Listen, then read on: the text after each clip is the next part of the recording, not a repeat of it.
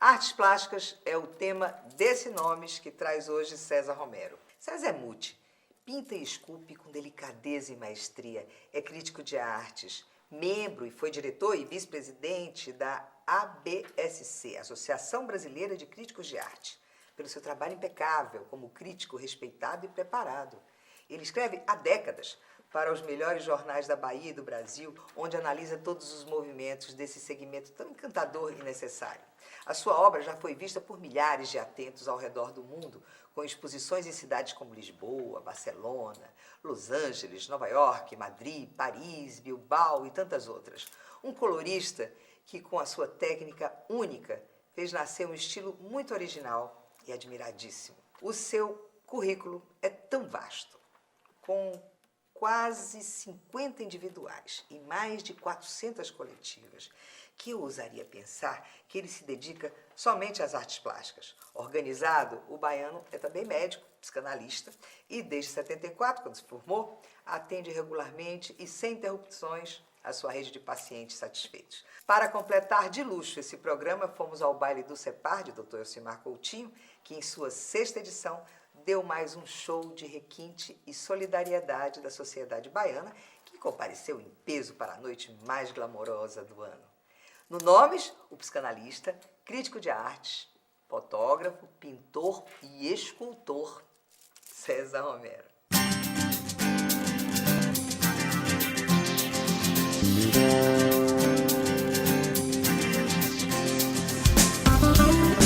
César, embora tenha um estilo muito dele próprio e que a gente vê como uma assinatura, porque é uma assinatura, né? O seu estilo é absolutamente próprio, individual, original, seu.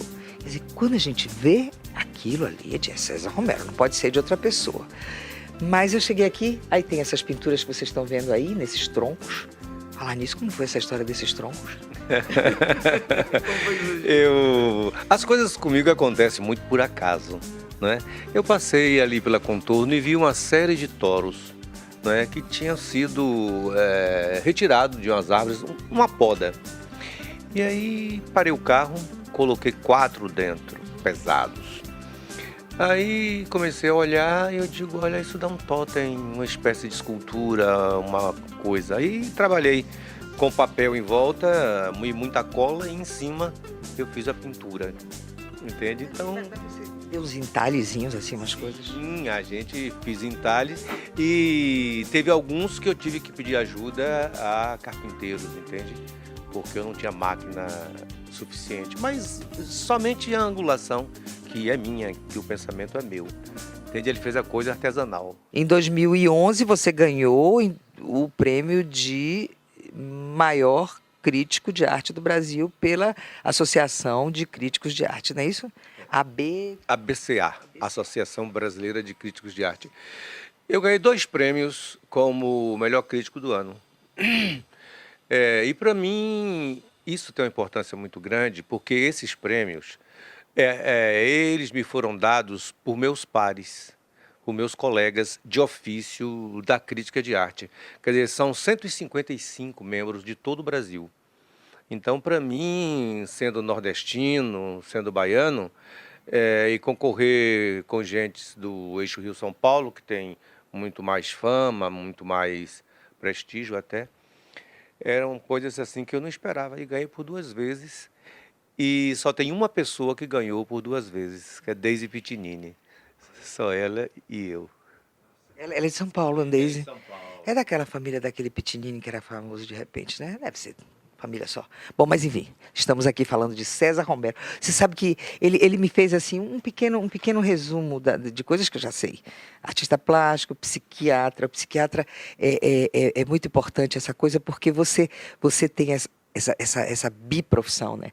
Essa coisa de você de manhã pintar, se dedicar como um ofício nesse seu ateliê que é dentro de casa. Quer dizer, você se dedica de uma forma, tipo, se arruma e como se fosse sair, não é isso? E vem para o seu ateliê. Eu pinto todos os dias, inclusive aos sábados. Com vontade, sem vontade, com bom humor, com mau humor. É uma missão. Então eu acordo e já sei o que fazer. Acordo, tomo banho, tomo café, leio jornais e 7 horas eu estou aqui começando a pintar. E termino meio-dia. O psiquiatra, à tarde, atende das 2 às 9. É, exato. É um trabalho maravilhoso, mas você desempenha os dois maravilhosamente bem. Se eu fizesse uma entrevista com você agora falando de psiquiatria, você ia dar um show. Mas eu vou falar sobre o artista. E sabe, e tem uma coisa que ele me sugeriu, e ele como crítico de arte, campeoníssimo, eu acho que merece destaque, quer dizer, merece ser perguntado. O que é arte? O que é arte? Arte é transfiguração. Arte é invenção de linguagem. É você pegar uma tela, um papel, um toro, um mármore e transformar isso em algo que só você pode fazer. Uma invenção sua, não uma cópia da natureza. Uma cópia da natureza não tem mais sentido no mundo de hoje, não é? Não existe mais aqueles retratistas da Renascença e tudo mais. Então, é você atuar como um inventor de uma coisa que é sua. E eu gosto muito dos artistas autorais, aqueles que pintam e você reconhece de imediato que é o artista.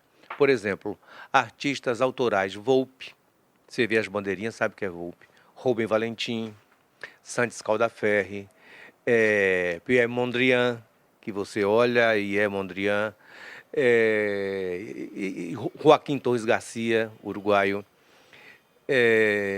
Isso é muito mais trabalhoso do que você mudar cada dia para uma coisa diferente, porque você tem que se reinventar na mesma linguagem. Por exemplo, o Rubem Valentim, ele fez 60 transfigurações do Machado de Xangô, 60 formas diferentes. Quer dizer, é muito mais difícil ele fazer de forma diferente do que ele colocar outro elemento, outro símbolo.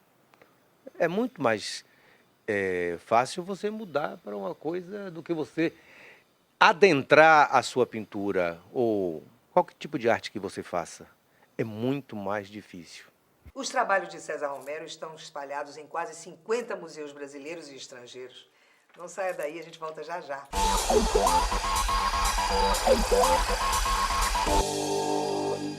Sinta-se bem, sinta-se Avatim. Nos shoppings Salvador Norte, Salvador, Iguatemi, Paralela e Barra. www.avatim.com.br. Nino Nogueira Decor, arte, mobília, antiguidade e modernidade. Rua da Paciência 299, Rio Vermelho. www.ninonogueira.com.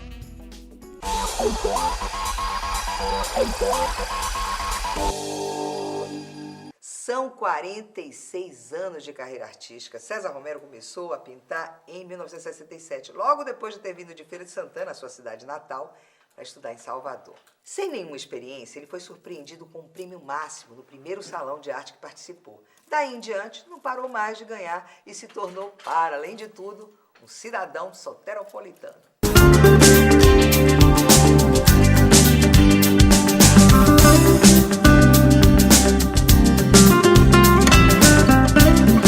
De que forma se você se tornou um crítico de arte? Lendo, indo a exposições, como foi que você adquiriu toda essa bagagem? Olha, eu digo sempre, as coisas comigo acontecem sempre por acaso. E eu sei aproveitar esses acasos. Matilde Matos me convidou para substituí-la numa das colunas que ela tinha no Jornal da Bahia, em 1975. E as colunas se chamavam Especial Arte e Artefatos. E ela me deu porque disse que gostou de uma coisa que eu escrevi. Eu convidei Justino Marinho e ficamos escrevendo juntos durante 32 anos. E, a princípio, fazíamos entrevistas, que era mais fácil.